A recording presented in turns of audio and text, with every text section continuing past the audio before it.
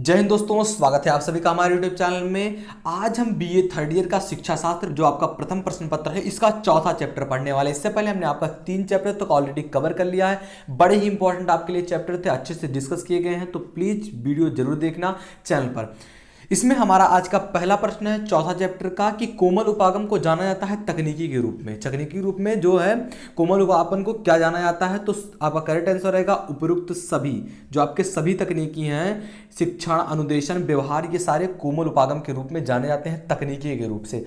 दूसरा प्रश्न में आपका आता है कि शिक्षण तकनीकी का मुख्य विषय क्या है, इसका मेन सब्जेक्ट क्या है, तो करेक्ट आंसर उपयुक्त सभी, यानी कि विश्लेषण, आपका व्यवहार के निरीक्षण, मूल्यांकन, ये तीनों जो आपके हैं ये शिक्षण तकनीकी के मुख्य सब्जेक्ट हैं, मुख्य विषय हैं।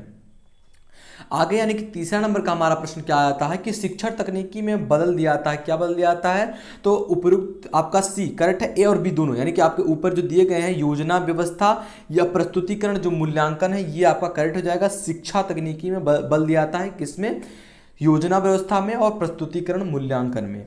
आगे बढ़ते हैं, हमारा चौथा नंबर का प्रश्न क्या कह रहा है, ज्ञानात्मक, भावात्मक और क्रियात्मक उद्देश्य प्राप्त करते हैं क्या, तो शैक्षिक तकनीकी द्वारा ये सारे ज्ञान को प्राप्त किया जा सकता है। तो आपका करेक्ट आंसर ऑप्शन ए हो जाएगा।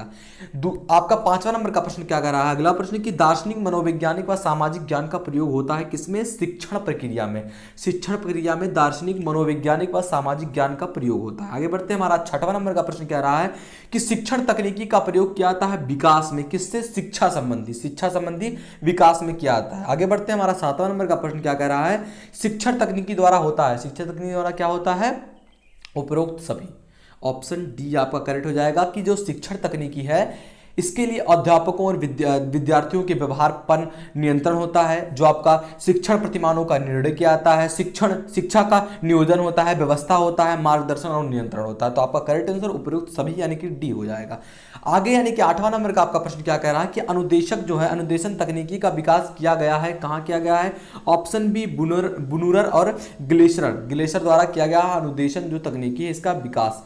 आगे बढ़ते हैं, हमारा नौवां नंबर का प्रश्न क्या कह रहा है कि अनुदेशित तकनीकी है, इनमें से अनुदेशित तकनीकी क्या है, तो उपरोक्त सभी करेक्ट हो जाएगा आपके लिए। यानी कि सूचना देना, पाठ्य वस्तु को प्रस्तुत करने की प्रक्रिया होनी चाहिए, जो आपका प्रशिक्षण और सीखने की प्रक्रिया को विशिष्ट उद्देश्य अनुसार प्रतिरूप करना चाहिए, आपको प्ररूपित करना चाहिए। उसके बाद क्रियात्मक जो आपका मूल्यांकन विधि है। इसके बाद तीसरा जो आपका सी है अनुसंधान कार्य व मानवीय सीखने की आदत आदान प्रदान की प्रक्रिया होनी चाहिए। तो अनुदेशक जो आपकी तकनीकी है उपरोक्त सभी पर निर्भर करती है। तो आपका करेक्ट आंसर उपरोक्त सभी डी हो जाएगा। आगे बढ़ते हैं, हमारा 10वां नंबर का प्रश्न कह रहा है किसने कहा, ऐसा कौन कहते हैं कि आरेख जितना ही अधिक सरल होगा उतना ही अधिक उसका प्रत्यक्ष प्रभाव पड़ेगा, ऐसा कौन कहते हैं, तो आपका करेक्ट आंसर हो जाएगा ऑप्शन डी ग्रीन और विचारण जो है विचरणफ, ये कहते हैं कि जो आरेख है जितना अधिक सरल होगा, जितना अधिक इजी होगा, उतना अधिक उसका प्रत्यक्ष प्रभाव पड़ेगा हमारे ऊपर। तो आपका ऑप्शन डी करेक्ट हो जाएगा इसके लिए। आगे बढ़ते हैं, हमारा अगला प्रश्न है अनुदेशक तकनीकी का रूप है, क्या रूप है, तो आपका करेक्ट आंसर हो जाएगा अधिगम अनुदेशन। अधिगम अनुदेशन आपका अनुदेशक तकनीकी का रूप है। आगे बढ़ते हैं, हमारा अगला प्रश्न है 12 नंबर का कि दिए गए कथानुसार जो आपके सही विकल्प है बताना है आपको। इसमें एक सही विकल्प क्या होंगे अभिक्रमित अनुदेशन के लिए, तो आपका करेक्ट आंसर होगा आपका ऑप्शन बी, विकल्प तीनों सही है, यानी कि जो आपके सामने तीनों विकल्प दे रहे हैं ये सारे सही हैं। प्रश्न यानी कि 13 नंबर का ये क्या कह रहा है कि अनुदेशन जो आपका अधिगम अनुदेशन है इसका प्रयोग होता है, इसका यूज कहाँ होता है, तो आपका करेक्ट आंसर हो जाएगा जो आपके सामने तीनों विकल्प दिख रहे हैं ये तीनों सही हैं। तो आपका करेक्ट आंसर हो जाएगा ऑप्शन ए। आगे बढ़ते हैं, हमारा 14 नंबर का प्रश्न ये क्या कह रहा है कि अनुदेशन तकनीकी के विकास में सहायक क्या हुआ, उपरोक्त सभी, यानी कि जो वैज्ञानिक सिद्धांत है इनके द्वारा भी, जो आपका ज्ञान समाजशास्त्र है इसके द्वारा भी, मनोविज्ञान के द्वारा भी। तो आपका करेक्ट आंसर उपरोक्त सभी हो जाएगा। आगे बढ़ते हैं, हमारा 15 नंबर का प्रश्न ये क्या कह रहा है कि अभिक्रमित अध्ययन के वर्तमान रूप में विकसित होने का श्रेय जाता है किसको, तो मैकिनो को जाता है। आगे यानी कि 16 नंबर का आपका प्रश्न ये क्या कह रहा है कि अनुदेशक तकनीकी की विशेषता क्या है, तो उपरोक्त सभी जो आपके सामने दिख रहे हैं ये सारे अनुदेशन जो तकनीकी है इसकी विशेषताएं हैं। आगे बढ़ते हैं, हमारा 17 नंबर का ये का प्रश्न क्या कह रहा है कि व्यवहार तकनीकी है, इनमें से व्यवहार तकनीकी क्या है, तो आपका करेक्ट आंसर हो जाएगा ऑप्शन ए, मानव व्यवहार का अध्ययन व्यवहार तकनीकी है। आगे बढ़ते हैं, हमारा 18 नंबर का प्रश्न ये क्या कह रहा है कि शिक्षा के क्षेत्र में वैज्ञानिक ज्ञान के द्वारा रूपांतरण करना कहलाता है, क्या कहलाता है, तो व्यवहार तकनीकी, ये ही व्यवहार तकनीकी कहलाता है कि वैज्ञानिक जो क्षेत्र है, ज्ञान है, के द्वारा हम जो द्वारा रूपांतरण एक रूप से दूसरे रूप में परिवर्तन करना ही आपका व्यवहार तकनीकी कहलाता है। चलिए आगे बढ़ते हैं, 20 नंबर का प्रश्न ये क्या कह रहा है कि सक्रिय अनुकूलन का सिद्धांत दिया था, किसने दिया था, तो स्नीकर ने दिया था। 20वां नंबर का आपका प्रश्न क्या कह रहा है कि सक्रिय अनुकूलन द्वारा सीखने में महत्व दिया जाता है, किसमें, पुनर्बल में महत्व दिया जाता है, सीखने में पुनर्बल को महत्व दिया जाता है। 21 नंबर का आपका प्रश्न ये क्या कह रहा है कि सक्रिय अनुकूलन का सिद्धांत द्वारा अपेक्षित व्यवहार विकसित करने के लिए अपने प्रविधियां बनाई गई हो उन्हें क्या कहते हैं, तो आपका करेक्ट आंसर हो जाएगा आपका ऑप्शन डी, विकल्प ए और बी दोनों सही है। 22 नंबर का आपका प्रश्न क्या कह रहा है कि व्यवहार तकनीकी विशेषताएं हैं, इसकी क्या विशेषताएं हैं, तो आपका करेक्ट आंसर हो जाएगा ऑप्शन बी, विकल्प तीनों सही है, यानी कि पहला, दूसरा, तीसरा ये तीनों सही हैं, ये तीनों आपके व्यवहार तकनीकी की विशेषताएं हैं।